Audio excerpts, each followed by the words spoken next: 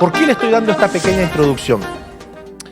Porque el conocimiento superficial que gran parte de los creyentes tenemos en relación a Cristo hace que nuestra vida realmente sea una vida llena de ilusión, pero nunca de experiencia. Tenemos la ilusión de que nuestra vida cambie, tenemos la ilusión de tener una linda familia, tenemos la ilusión de que algún día, bueno, si nos toca partir de esta tierra, que Dios nos reciba en su santa gloria, ¿sí o no? Tenemos la ilusión de que nuestros hijos pues, no caigan en malos pasos. Tenemos la ilusión de que nos vaya un poquito mejor. La cosa está mala acá en la ciudad, pero yo tengo fe que Dios me va a ayudar. Diosito me va a ayudar, ¿sí o no?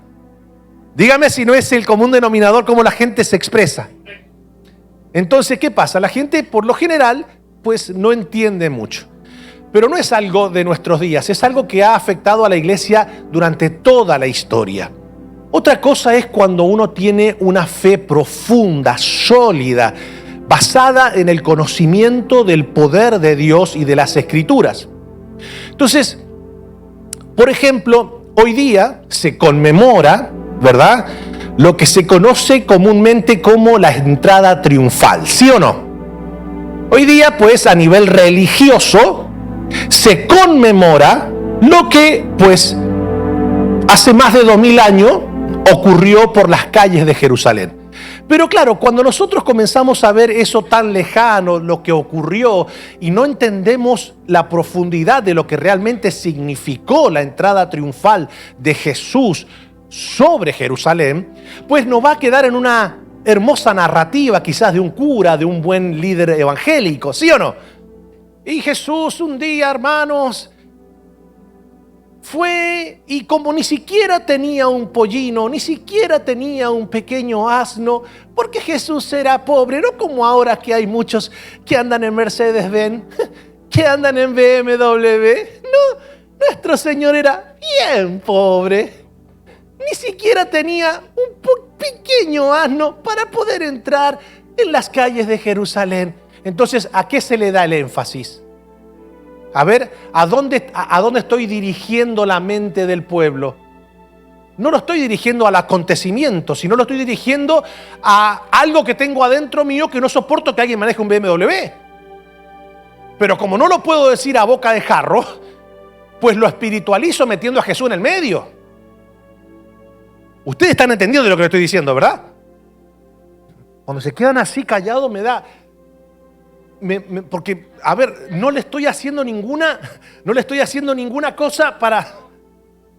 Solamente lo que estoy tratando es que dejemos, a ver, en política, en términos sociales de nuestros días, uno utiliza una verdad pero para darle un énfasis sobre otra cosa. ¿Se entiende? Entonces, eso hacen los políticos. Los políticos agarran una verdad pero le dan el énfasis por otro lado. ¿Me entendés? O sea, por ejemplo, a ver, por poner un ejemplo básico, Donald Trump, hizo bien las cosas en la economía, pero teníamos a un pervertido que se acostaba con prostitutas. Y entonces, ¿se dan cuenta? O sea, agarro una verdad que hizo, pero después, ¿a dónde lo llevo? Lo llevo a donde yo lo quiero llevar. Y la Biblia no es así, hermanos. Se lo voy a ya que hijo y hija nada. Hermano, eso no es así. La Biblia dice lo que quiso decir. Y hay que entender el acontecimiento. Tenemos que entender lo que ocurrió.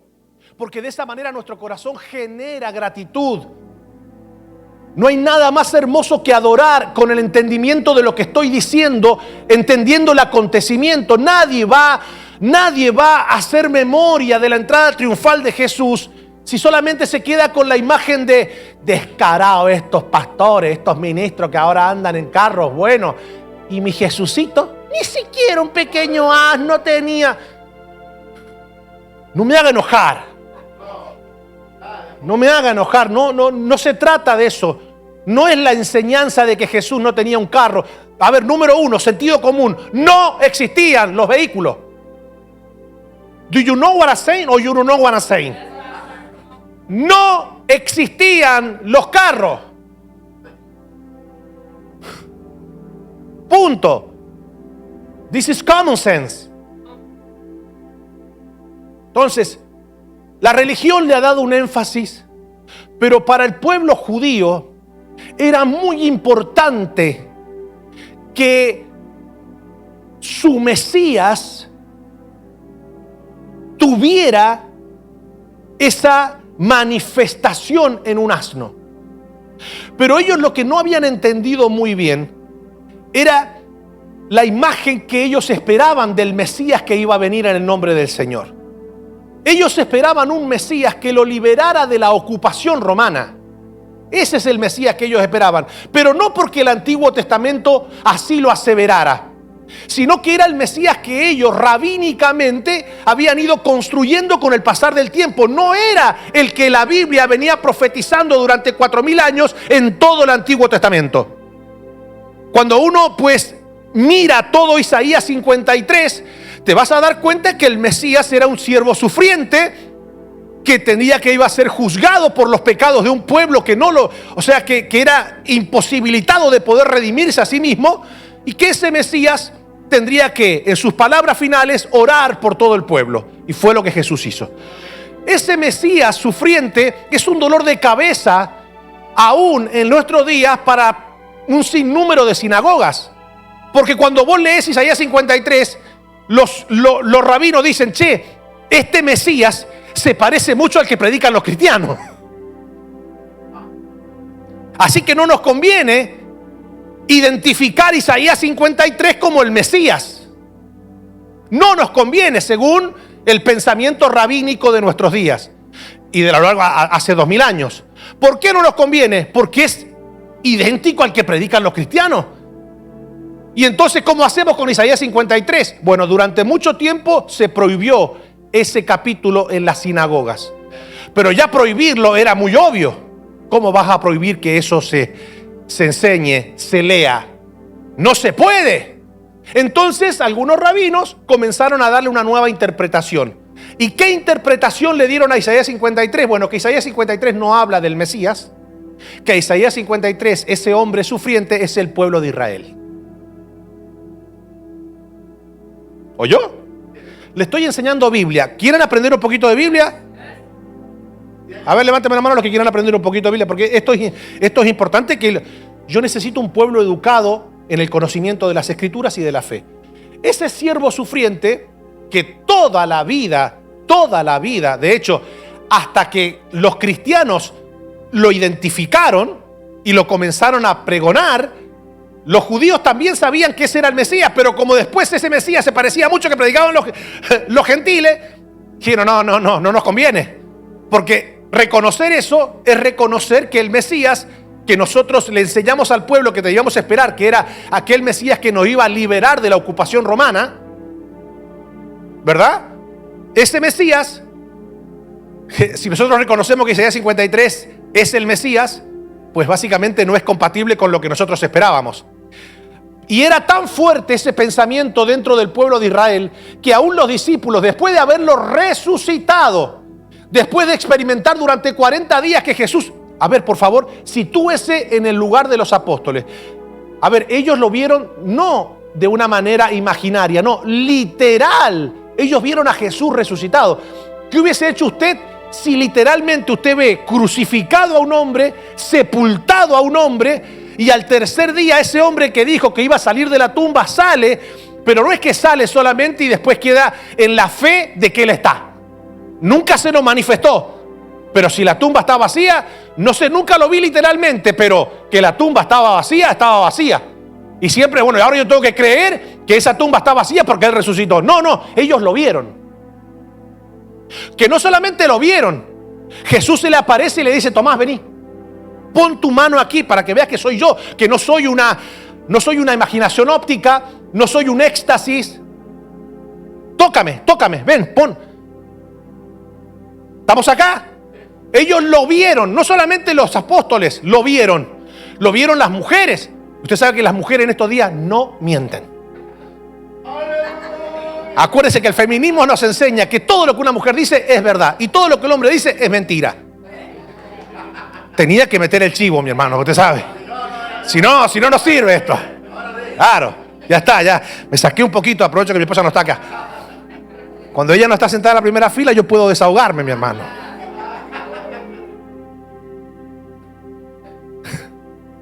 Entonces, pero no solamente lo vieron los apóstoles y aquellas mujeres, más de 500 resucitaron y lo vieron también.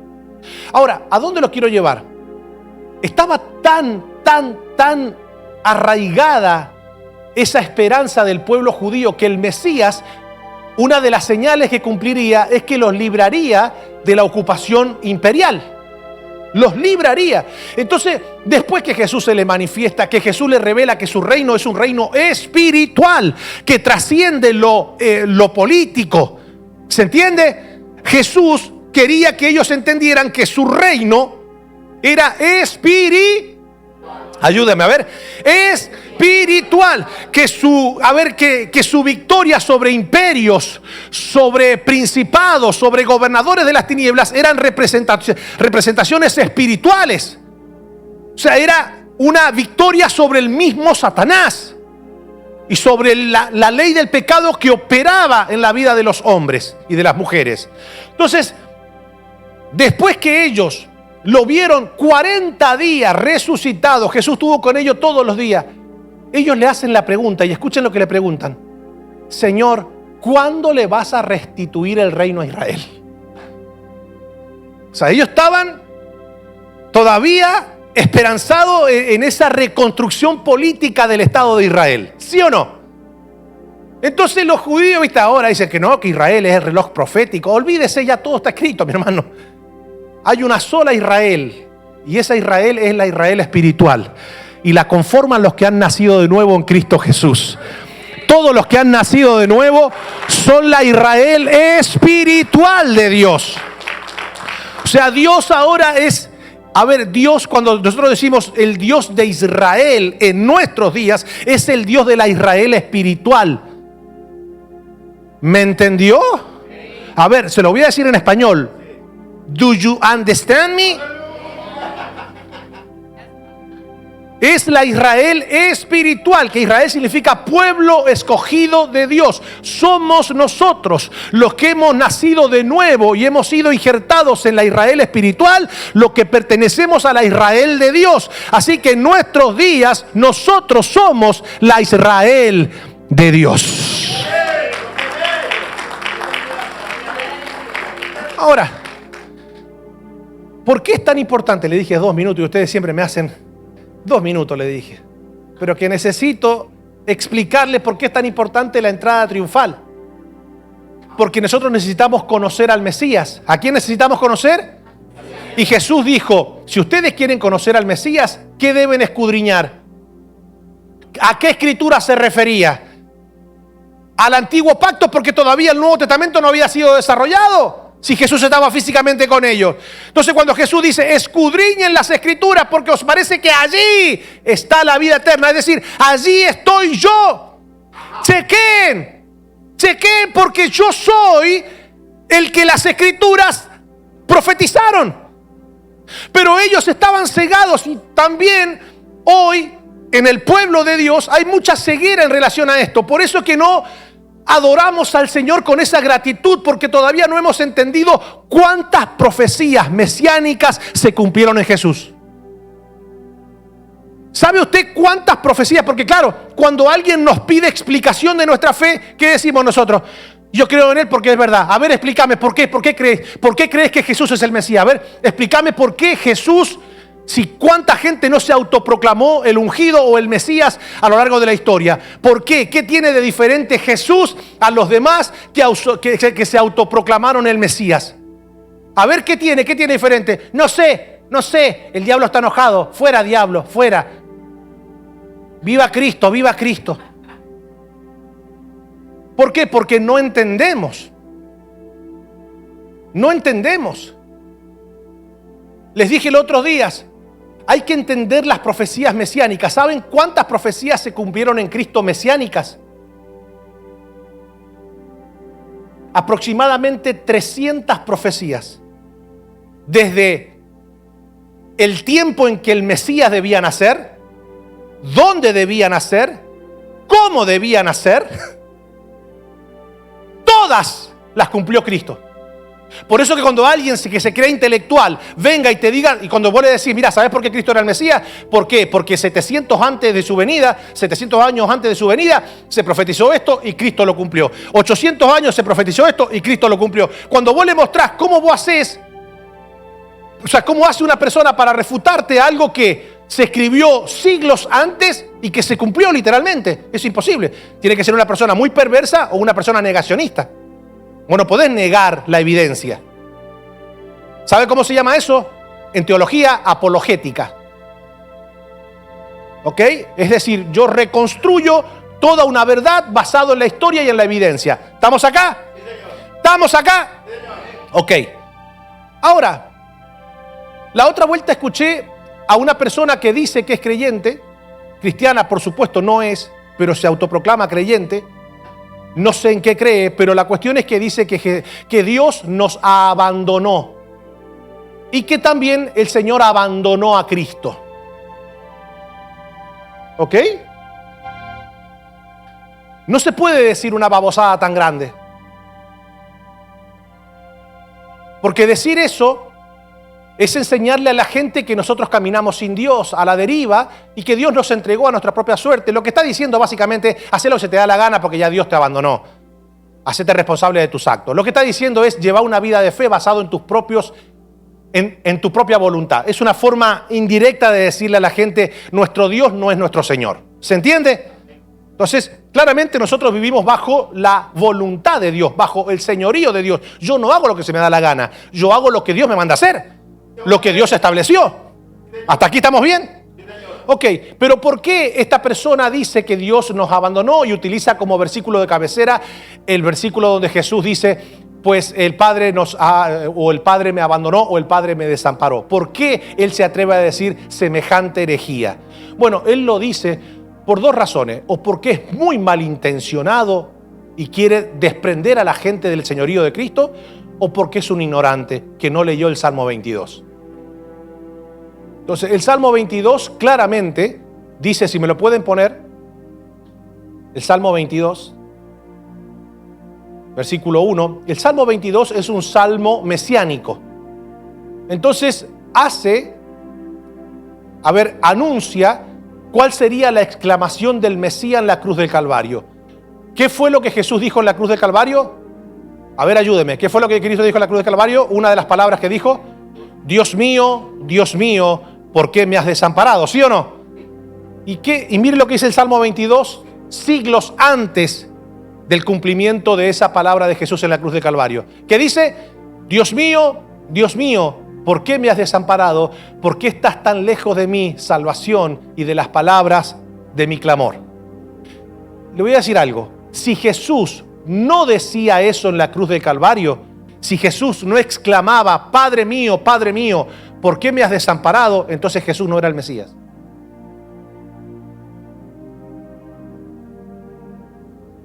Entonces, el mismo Jesús que confiesa en la cruz del Calvario, ¿por qué me has desamparado? Es el mismo que unos días antes dice, el Padre nunca me ha dejado solo.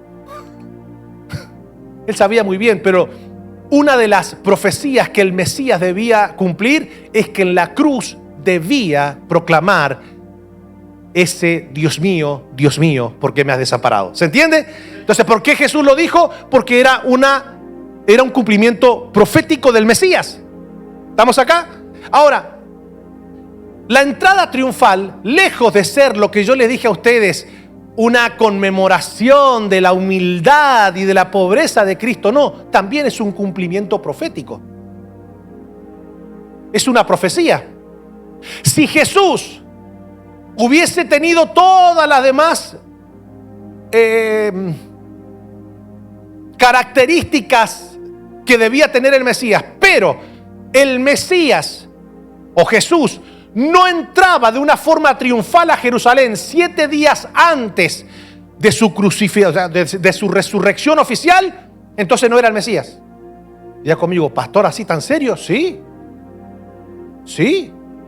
Pero eso se anunció en el Antiguo Testamento de que el Mesías debía entrar así. ¿Qué cree usted? Ayúdeme, ¿qué cree usted? Se profetizó que el Mesías iba a entrar en un asno en Jerusalén. ¿Dónde? A ver, ayúdeme a ver. ¿Se profetizó eso? O sea, ¿debía el Mesías cumplir con esa profecía? No, ¿verdad que dicen algunos? A ver, levanten la mano los que dicen que la Biblia nunca profetizó que el Mesías debía entrar en un asno. Levanten la mano los que sí creen que la Biblia lo anunció. No. Hijo de tigre. No levantan la mano ni por sí ni por no. Ni para un evangelio democrático servimos, muchachos. Claro. Entonces, mire lo que dice. A ver, vamos a leer primeramente el libro de Marcos. ¿Por qué es tan importante la entrada triunfal? Míreme esto, todo lo que la Biblia dice es importante, fuerte, diga conmigo, todo lo que la Biblia registra es importante porque es la palabra de Dios. Ahora, algo importante que nosotros debemos tomar es que el acontecimiento narrado y escrito de la entrada triunfal de Cristo es uno de los pocos acontecimientos que aparecen en los 4 evangelios. Es decir, los 4 hombres que escribieron los evangelios se encargaron de narrar este acontecimiento de la entrada triunfal de Cristo, porque para el pueblo judío esta señal profética del Mesías era muy, a ver, ayúdame, a ver, era muy importante, very important. Entonces dice, cuando se acercaron a Jerusalén junto a Betfagé y a Betania, frente al monte de los olivos, Jesús envió 2 de sus discípulos y les dijo: id a la aldea que está enfrente de vosotros, y luego que entréis en ella hallaréis un pollino atado, en el cual ningún hombre ha montado. Desatadlo y traedlo. Y si alguien os dijere: ¿por qué hacéis eso? Decid que el Señor, a ver, diga conmigo, Señor. Acá yo me voy a detener, ¿me dan 30 segundos? Nosotros todavía no hemos entendido muy bien el término Señor en español. Para nosotros Señor es una expresión de respeto, no de sujeción. Para nosotros decirle Señor, nosotros le decimos Señor al Señor, o Señor a Cristo, Señor a Dios, pero también le decimos Señor al policía, al mendigo que está en la calle: Señor, por favor, párese, Señor, por favor, déjeme transitar. Porque para nosotros el término Señor es un término que tiene que ver con el respeto, no con la autoridad y la sujeción a la misma. Pero para el pueblo, o para el lenguaje, o para la mentalidad hebraica, el término Señor es solamente que se le da a Dios. Entonces, cuando aparece Señor en el Nuevo Testamento, fuerte, diga conmigo, Señor, en el Nuevo Testamento, es el equivalente a Jehová del Antiguo Testamento. Por eso que el término Jehová no aparece en el Nuevo Testamento. Usted nunca va a leer la palabra Jehová en el Nuevo Testamento. La va a leer en el Antiguo Testamento, porque en el Nuevo Testamento el Señor, Jehová, es el Señor en Cristo. Por ende, Jesús, aunque le duela a los adventistas, a los mormones, a los católicos, que le duela a los testigos de Jehová, que le duela a todas las religiones que se autoproclaman cristianas, según ellos que Jesús es un Dios creado. Jesús no es un Dios creado. Jesús es Dios desde la eternidad hasta la eternidad, que se hizo carne en Jesús y fue Dios mismo caminando con los hombres en la tierra. Ahora. Usted dirá: ay no, pastor, porque otra vez, si vamos a las profecías bíblicas, el Señor, el verdadero Dios, el Dios real, hizo y creó a un niño. Entonces nos da más ganas de hacerle cariño al niño de que creer que es el Mesías. Entonces, ¿por qué le digo esto? Dice la Biblia: decid que el Señor lo necesita. O sea, cuando los discípulos van y le dicen a esas personas, que después lo vamos a ver, el Señor lo necesita, lo que esas personas reciben es: Dios lo necesita. Y escuchen esto que es interesante. El Señor lo necesita y que luego lo devolverá. Fueron y hallaron el pollino atado fuera a la puerta en el recodo del camino y lo desataron. Y uno de los que estaban allí le dijeron: ¿qué hacéis desatando el pollino? Ellos entonces le dijeron como Jesús había mandado y los dejaron. Y trajeron el pollino a Jesús y echaron sobre él sus mantos y se sentó sobre él. Y también muchos tendían sus mantos por el camino y otros cortaban ramas de árboles y las tendían por el camino. Y los que iban delante y los que venían detrás daban voces diciendo, ¿qué decía? Hosana, bendito el que viene en el nombre del Señor. Bendito el reino de nuestro Padre David que viene. Hosana en las alturas. Y dice el 11, y entró Jesús en Jerusalén y en el templo, y habiendo mirado alrededor todas las cosas como ya anochecía, se fue a Betania con los 12. Ok, estamos acá.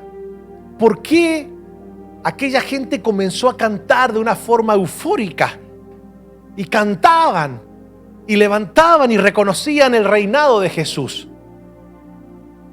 Porque ellos entendían que el Mesías, para que realmente se pudiera conocer, necesitaba este cumplimiento profético.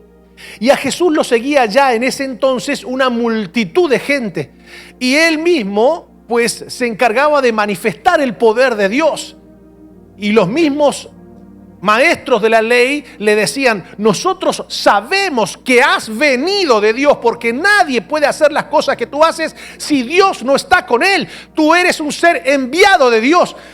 Los mismos que a voz en cuello decían públicamente: este tiene demonios, por eso que echa fuera a los demonios en el nombre de Belcebú. Puertas adentro decían: che, este viene en el nombre del Señor. Nosotros públicamente no lo vamos a reconocer, pero acá entre nosotros debemos reconocer que nadie puede hacer las cosas que te hace si Dios no está con él. Públicamente lo vamos a satanizar. Bueno, así son los religiosos, mi hermano. Tienen una doble moral. Entonces, ¿qué pasó? ¿Dónde está el cumplimiento de esta profecía? ¿Se recuerda la palabra Señor? ¿Se recuerda la palabra Señor? ¿Qué significa? Dios, Jehová, Dios mismo, Dios mismo. ¿Usted está entendiendo? Por favor, ¿lo está entendiendo? ¿Qué clase de amor que Dios mismo se haga hombre por nosotros? Ahora, mire lo que dice Zacarías 9. Zacarías 9:9 dice: alégrate mucho, hija de Sión, da voces de júbilo, hija de Jerusalén. He aquí, tu rey vendrá a ti, justo, ayúdeme, please, y salvador, humilde, y cabalgando sobre un asno, sobre un pollino, hijo de asna. Ahí está la profecía, dice el versículo 10. Y de Efraín destruiré los carros y los caballos de Jerusalén, y los arcos de guerra serán quebrados, y hablará paz a las naciones. Claro, los judíos comenzaron a decir: bueno, esto es una definición que el Mesías no solamente vendrá en un pollino. Ese Mesías que viene en un pollino, en el versículo 10 dice: no, y nos va a librar de los carros y de los caballos de Jerusalén, que están en contra de Jerusalén. Por eso que, escuche esto, aquí está buenísimo. Por eso que los mismos que estaban diciendo Hosana, Hosana, cuando lo ven crucificado, cuando lo ven que ya está, dice: no, crucifíquenle. Porque nosotros, en el entendimiento que tenemos, el Mesías debía liberarnos de la ocupación romana. Y ni siquiera tiene poder para hacerle frente a Poncio Pilato. Entonces no es crucifíquenle por blasfemo.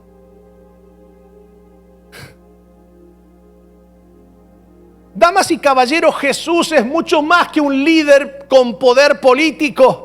Es mucho más que un simple buen maestro o es algo mucho más profundo que un sanador. Jesús es el Rey de Gloria, Dios Todopoderoso, el eterno Rey de Gloria.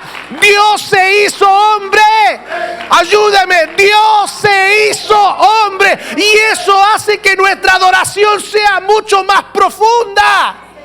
Porque cuando yo medito y digo, ¿quién soy yo para que Dios haya dejado su gloriosa majestad para venir a tomar mi lugar, pagar el precio por mi pecado? Mirad cuán amor nos ha dado el Padre para que seamos llamados hijos de Dios.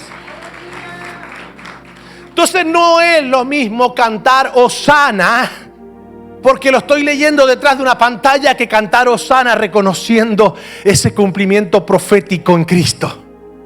Entonces sigue diciendo y dice, y los arcos de guerra serán quebrados y hablará paz a las naciones y su señorío será de mar a mar y desde el río hasta los fines de la tierra.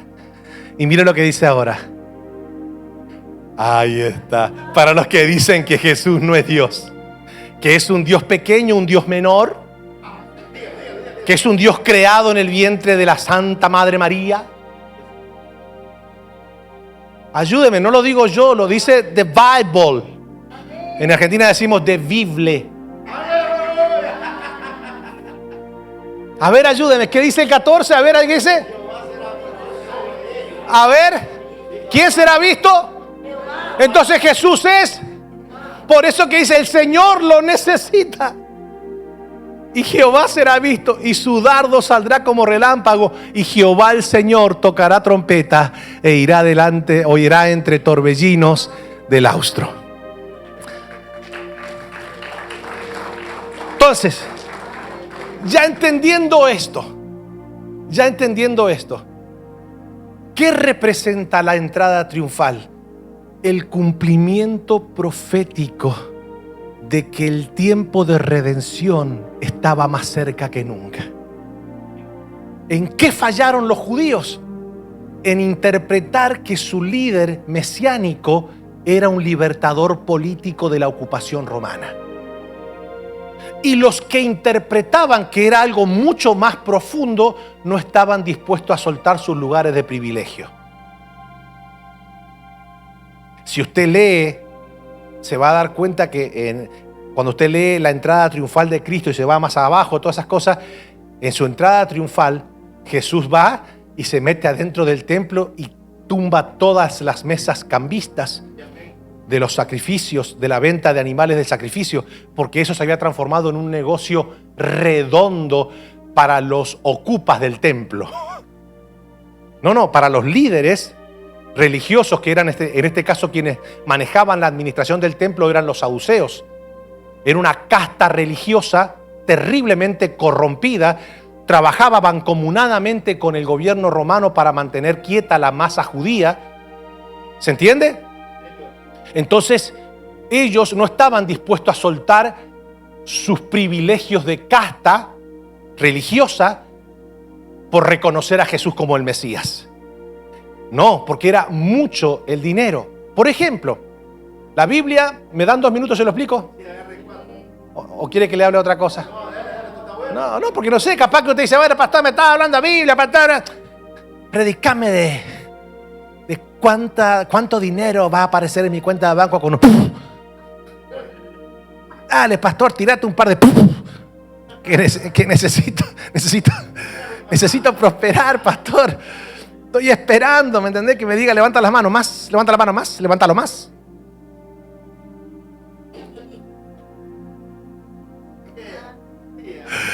Pero todo esto, qué sé yo, por lo menos a mí, y espero que a usted también, me causa mucha satisfacción conocer lo glorioso que Cristo es. Para mí, la alegría más gloriosa es conocer cada día más de Cristo Jesús. De Cristo Jesús. Pastor, ¿cuál era el negocio? Porque claro, Diga conmigo, cuando no hay conocimiento, como le dije recién, cuando no hay conocimiento de por qué Jesús dijo, ¿por qué me has desamparado?, salen esas herejías diciendo no, porque el Señor nos abandonó a la deriva y ponen cara de intelectuales, ¿viste? No se trata de eso. Es no conocer que esa exclamación de Jesús en la cruz del Calvario es una profecía mesiánica que debía cumplirse en el Mesías. ¿Sí o no? Interpretar de que Jesús entra en un pollino porque era pobrecito, no como ahora. No es no entender la profecía de Zacarías. ¿Estamos bien hasta acá? Bueno. Y decirle a la gente, hermanos, cuando Jesús entró al templo y vio que había gente que estaba vendiendo, y entonces, ¿qué hizo Cristo, mi hermano? Tiró todas las mesas. Por eso que hay ahora iglesias que venden libros, hermanos. Mire, usted lo que es una cueva de ladrón. Pará, no me haga enojar. No tiene nada que ver una librería en el lobby de un edificio con lo que estaban haciendo en aquel tiempo, o lo que Jesús hizo, o lo que Jesús enseñó. ¿Estamos acá? ¿Cuál era el negocio? O sea, ¿podemos nosotros relacionar que se venda un libro en el lobby de una iglesia con las mesas que volcó Jesús y llamó cueva de ladrones? ¿Lo podemos relacionar? Pero gran parte, ¿cómo hace? Lo relaciona. Entonces te leen algo, diga conmigo, te leen algo, pero te interpretan otra cosa totalmente diferente. A ver, ¿dónde estaba el negocio de esta casta? ¿Dónde estaba el negocio? Mire, cuando usted dice, no, mire, tenga cuidado porque la verdad que Fidel era una persona súper inteligente. No, Fidel no descubrió el sol. Ya lo que Fidel está haciendo ahora ya se hacía en aquel tiempo en la casta religiosa. ¿Qué es lo que hace Fidel para empobrecer al pueblo y enriquecerse él? La conversión de divisa. Diga conmigo, ajá, ¿qué hace Fidel? Agarra la plata, agarra la divisa que tiene poder adquisitivo y te da otra que no tiene poder ninguno en ninguna parte del mundo, no tiene poder adquisitivo.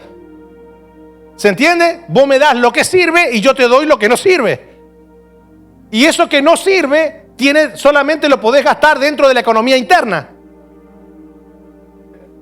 Y lo mío, o sea, lo que tú me traes, yo lo genero como poder adquisitivo mundial. Ya conmigo, ay pastor, no lo había visto así. Yo que pensé que el tipo era un patriota nacionalista, que por eso es que aborrecía el dólar. No lo aborrece, téngalo por seguro que no lo aborrece. No lo aborrece. Dice, por eso que él le enseña al pueblo a que pues el pueblo ahorre en pesos cubanos y en Argentina en pesos argentinos. No. Lo que hacen es que se quedan con el poder adquisitivo y te dan a ti un papel que tiene un número que no tiene ningún valor. Diga conmigo, pero mira qué clase de embarque por tu vida.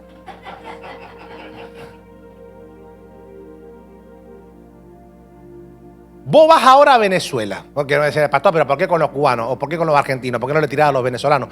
Ahí va, los venezolanos, los colombianos. Vos vas ahora a Venezuela, llegás a Venezuela, estás en Caracas, estás caminando ahí por Caracas, te comes una cachapa y decís quiero cambiar $100. Pues ahí, vos vas ahí a cualquier lugar, te lo cambian ahí, en el cosito, usted sabe, $100. Tenés que salir con un carrión, tenés que salir. ¿Por qué? ¿Por los bolívares que te dan? Vos le das un billete de $100 y tenés que salir literalmente con un carrión de billetes. Y vos decís, soy millonario. ¿Qué millonario? ¿Qué millonario? Nada. Porque se pierde.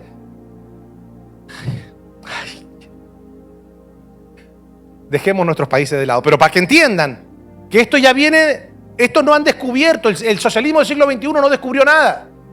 Ya esta casta corrompida que estaba en el templo, pues empobrecía y trabajaba de esa manera. ¿Qué es lo que hacía? La gente venía caminando desde sus lugares más remotos a la celebración de la Pascua, que es una celebridad, pues, dentro de las fiestas judías la más antigua. Tiene más o menos como unos 1300 años de celebración. Y es, a pesar de que los judíos han sido dispersos en múltiples ocasiones de su tierra, han sido ocupados por múltiples imperios, es una celebración que hasta el día de hoy se sigue celebrando. ¿Ok? Es una de las celebraciones religiosas más antiguas de todas. ¿Qué pasa? Cuando ellos iban, ofrecían, ¿verdad?, su sacrificio. ¿Y la gente qué hacía? Bueno, mirá, el sacrificio pues demandaba que el animal que se iba a presentar fuera un animal completo. ¿Cómo debía ser el animal? Tenía que tener las 4 patas, en caso que fuera un animal de 4 patas, no tenía que tener pezuña, tenía que estar completo. No podía estar tuerto, no le podía faltar una oreja, en fin. Entonces ellos criaban los animales y cuando llegaban al templo le decían, no, usted no puede entrar al templo con animal. ¿Cómo que no? Este lo estuve criando, imagínate que lo traje caminando como 5 días. No se puede entrar. Usted no puede ofrecer un animal que no ha sido bendecido por los sacerdotes, que ha sido criado en su casa. Uy, no te puedo creer. ¿Y ahora? Entre, allá adentro hay animalito. Diga conmigo, pero mira esto, qué parecido a Cristina Kirchner. Ay, perdón. Mira esto. Ok, allá adentro. Entonces adentro tenían el patio. Porque ¿a dónde se hacían los sacrificios? En el patio. Entonces vos entrabas y decías, bueno, yo quiero comprar un animal para el sacrificio, vengo a ofrecer mi sacrificio al Señor. Sí, entonces le ofrecían, diga conmigo, querían pagar por el animal y le ofrecían la moneda romana. ¿Y qué hacían estos muchachos? Ayúdeme a ver. No, agarraba y decía, ay, no te podemos recibir este dinero. Y le decían, guay. ¿Por qué? Porque la Biblia dice, no te harás imágenes. Y esta moneda tiene la impresa, tiene la imagen del César. Así que no te podemos vender el animal. Uy, pero ¿qué hago? Tranquilo, tenemos la solución. Nosotros vendemos los animales nada más. Pero ahí están los cambistas. Ahí te va a cambiar. Ahí te lo van a cambiar en chavito, pero te lo van a sacar el 20%. Entonces van. ¿Qué hacía? Los cambistas agarraban y entonces ellos habían fabricado unas monedas de bronce que no tenían ninguna imagen. ¿Verdad? No tenían ninguna imagen. Entonces, esa moneda de bronce que solamente se podía utilizar adentro del patio del templo para comprar solamente los sacrificios que se iban a presentar, valía más que la moneda del Imperio Romano. O sea que tenían que dar mucho dinero romano para recibir un dinero que solamente se podía usar ahí. Pero ¿qué pasa? Ese dinero le daban las monedas de cobre y entonces iban y ahora que ya no tenían la imagen, ¿sabés cuánto costaba un animalito con las monedas de cobre? O sea que se tenían que gastar mucho dinero. ¿A quién le quedaba todo el dinero de Roma?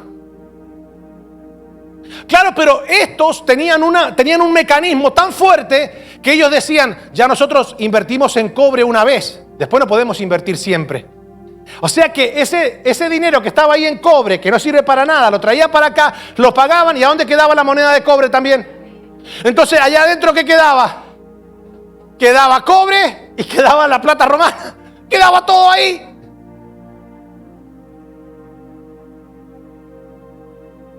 Entonces, ¿qué pasó?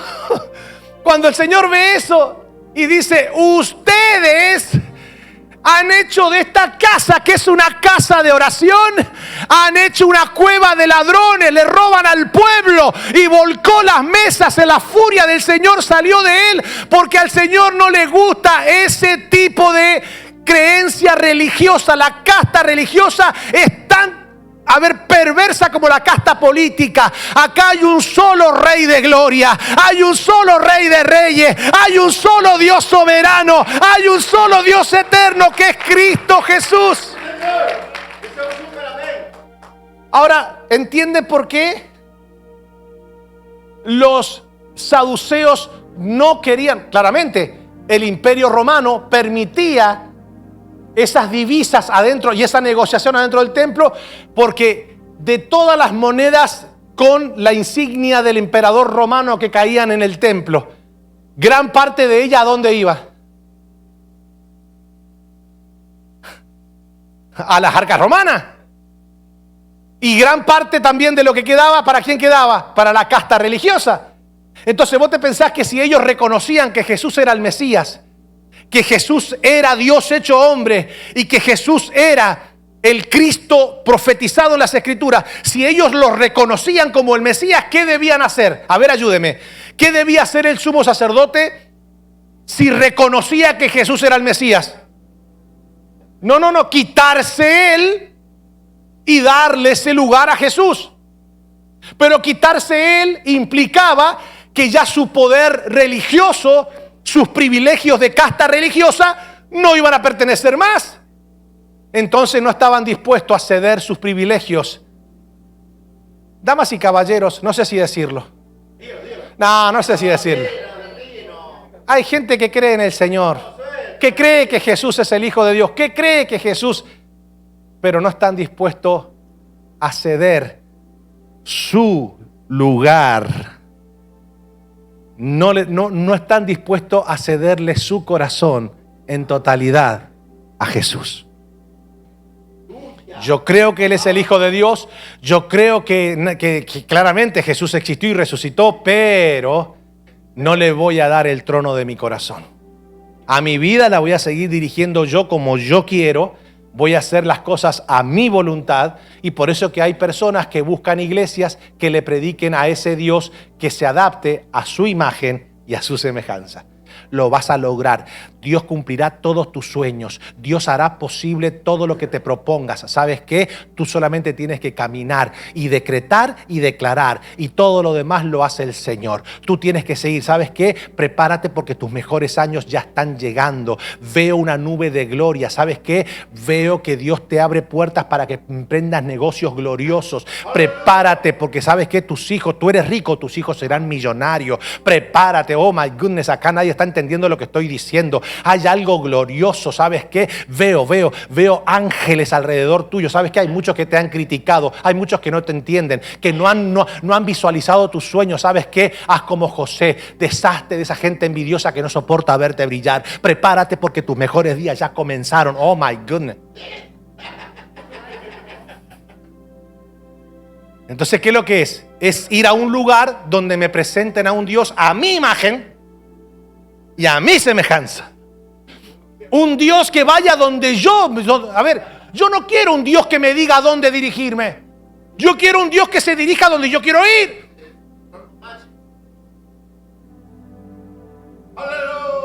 Ya conmigo, pero no era Domingo de Ramos. Y yo, pastor, que le había traído un chocolatito con conejito. Es para el domingo que viene, hombre. Igual déjamelo porque ese chocolate me gusta.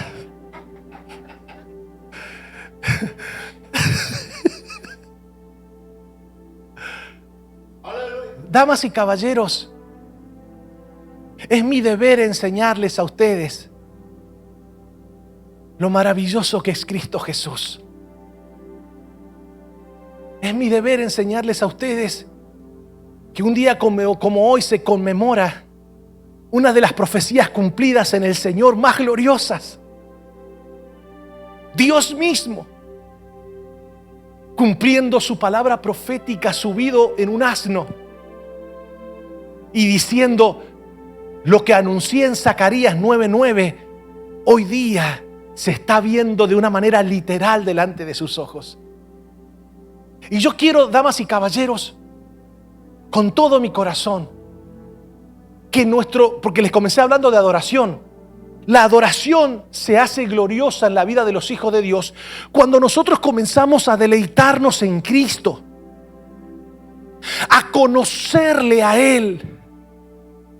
Porque es allí, a mayor profundidad en el conocimiento de Cristo, mayor gloria comenzará a fluir en mi corazón. Damas y caballeros, dígame si no es verdad. ¿Cuál es la patología de no pocos creyentes alrededor del mundo en nuestros días? ¿Verdad que hay mucha gente sufriendo de angustia, de amargura en el alma y profesan creer en Cristo? Dígame si no es así. Míreme todo el mundo. Con esto voy a ir terminando porque es importantísimo. La amargura es una condición que se va generando en el alma de las personas porque no tienen paz.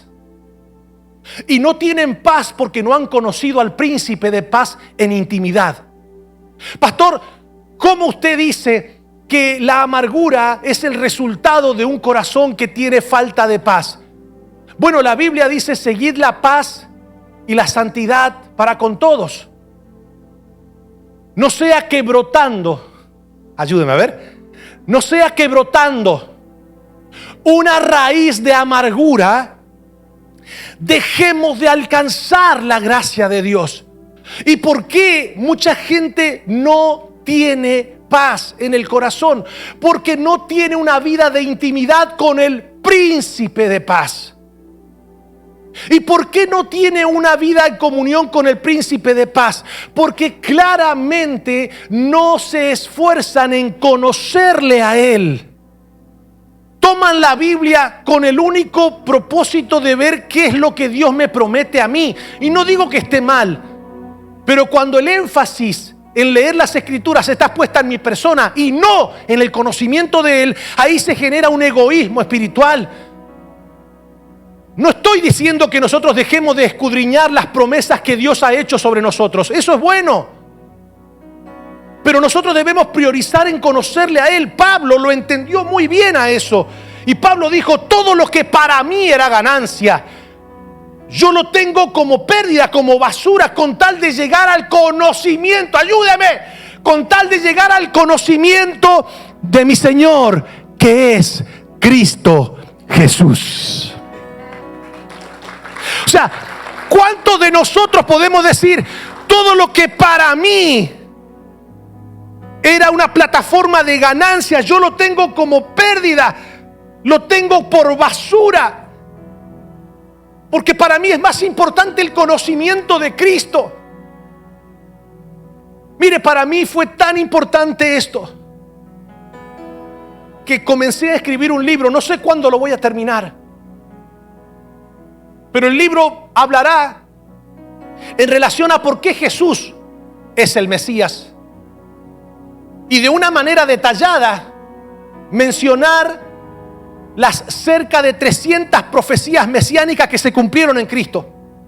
Y de esa manera nosotros vamos a estar seguros de nuestra fe. Nos vamos a deleitar en nuestro Señor y no nos vamos a dejar engañar por gente que minimiza la divinidad de Cristo. Hoy es un día muy especial porque esa gente adoró porque reconocieron al Mesías. Lo que no entendieron es el tipo de Mesías que los venía a liberar. Los venía a liberar de sus pecados y del reino de las tinieblas. Ellos querían un líder que los viniera a liberar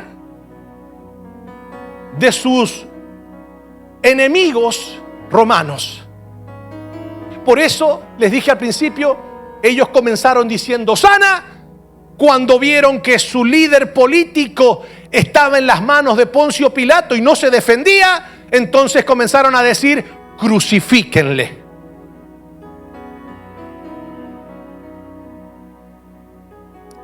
Damas y caballeros, nosotros debemos entender que la paz del Señor debe nacer en nuestro espíritu. Nosotros debemos permitirle a Jesús que sea nuestro Mesías y deleitarnos. Pastores, que me cuesta deleitarme en ese tipo de escrituras, pastor, porque para mí es más que nada historia. No, a ver, por favor, entiende. A ver, es que lo que pasa es que está muy fuerte. ¿Lo puedo decir? A ver, te lo voy a decir en español. Tú y yo no somos buenas personas. Ah, no, ya con esa me colmaste. A ver, que te lo voy a decir en español. El apóstol Pablo dice: no hay quien haga lo bueno, no hay ni siquiera uno. No hay un solo justo, ni siquiera uno. Todos nos desviamos. Y por cuanto todos los hombres pecaron, todos están destituidos de la gloria del Señor. Por ende, usted y yo, hasta que Cristo apareció en nuestra vida, éramos reos de muerte. Estábamos condenados a una eternidad en el mismo infierno. No había obra humana que nos pudiera redimir. Estábamos sentenciados por causa del pecado. Y Dios manifiesta una ley mosaica en las manos de Moisés, escribe toda una ley, no porque la ley fuese a salvarnos, la ley es un espejo que nos deja saber qué clase de pecadores somos y qué impotentes somos para redimirnos. ¿Se entiende? ¿Qué es la ley? La ley es un espejo que te deja saber que tú y yo no somos buenos. ¿Estamos acá? ¿Qué hacen las religiones monoteístas? En este caso la judía. Te dice no, nosotros somos salvos por guardar la ley. No, porque la ley no puede salvar a nadie. Porque la ley es un espejo que le deja saber a la humanidad que el pecado se ha enseñoreado de ellos y que no hay forma en que el ser humano se pueda redimir. ¿Por qué? Porque el pecado demanda sangre limpia, sangre inocente, y la nuestra está contaminada con pecado. Estamos imposibilitados. Pero pastor, ¿y entonces Cristo aparece en la escena, Dios hecho hombre, y solo su sangre nos puede redimir? Entonces, cuando yo comienzo a meditar en eso, cuando yo comienzo a contemplar su sacrificio, cuando yo comienzo a deleitarme en mi Salvador, entonces, ¿qué se genera en mí? Acá, ¿qué se genera en mi espíritu?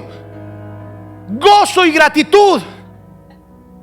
Y el gozo y la gratitud que generan acá en mi mente, paz.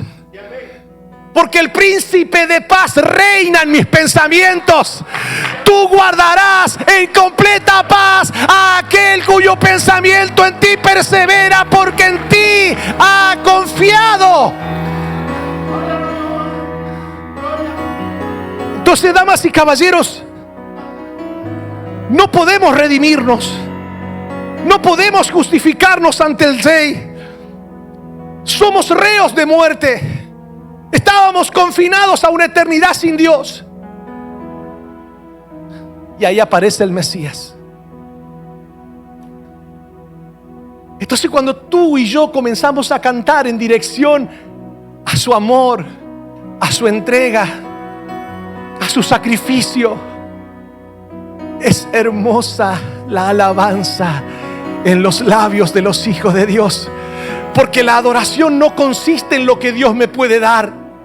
La adoración consiste en lo que Él es, en su hermosura, en su grandeza, en su omnipotencia. Y cuando yo comienzo a alabar al Señor en gratitud, cuando yo comienzo a alabar por lo que Él hizo, cuando yo comienzo a exaltar su poder, cuando yo comienzo a agradecerle, adentro mío se genera un río. Y es un río que brota sanidad, es un río espectacular de gozo, de paz. Alguien tiene que entender lo que significa eso. Entonces vas a comenzar a experimentar la paz que sobrepasa todo entendimiento. Pero todo se debe a que Cristo es el centro de mi canción. Y es el centro de mi canción porque yo comprendo lo que Él hizo. Entiendo el sacrificio del Señor. He visto todas las profecías cumplidas en Él. Él no es una fábula. Él no es una historieta con final feliz. No, Él es real, es verdadero, es el Rey de Gloria. Alguien debe decir: ese es el Rey de Gloria. ¿Quién es mi Rey de Gloria? Cristo Jesús. Aleluya. Póngase de pie. Yo quiero invitarle a que en este día tengamos un domingo de adoración genuina. A ver, tomarle la mano al que tenés al lado, ponerle en el hombro y decirle: vamos a adorar juntos al Rey de Gloria. Vamos. Mire, mi hermano, antes de que comencemos a adorar, por favor, míreme. Si hay algo que realmente a mí me provoca mucho pesar en el corazón, es que donde voy a predicar el evangelio, lejos de ver a una congregación y a creyentes llenos de gozo, no, de la única manera que le puedes sacar una sonrisa y un gloria a Dios es cuando le dices: prepárate porque te veo en las naciones. Oh, veo aviones yendo a tu casa. Ni siquiera, escucha, ni siquiera vas a ir al aeropuerto. Los aviones van a aterrizar. Ay, bueno. Entonces la gente es lo único que le despierta una sonrisa y una esperanza. No, no. Mi esperanza es Cristo. Mi esperanza es el Señor. Y yo me deleito en Él. Le adoro a Él. Le exalto a Él. Lo alabo a Él. Lo honro a Él. Le agradezco a Él. Pongo la mirada en Él. Él es el autor y consumador de mi fe. Mi cántico será sobre Él. Le exaltaré a Él. Lo engrandeceré a Él. Lo reconoceré a Él. El evangelio se trata de Él. El evangelio se trata de Él. Vamos a adorar, iglesia. Vamos a adorar al Rey de Gloria. La muerte venciste, el velo partiste, la tumba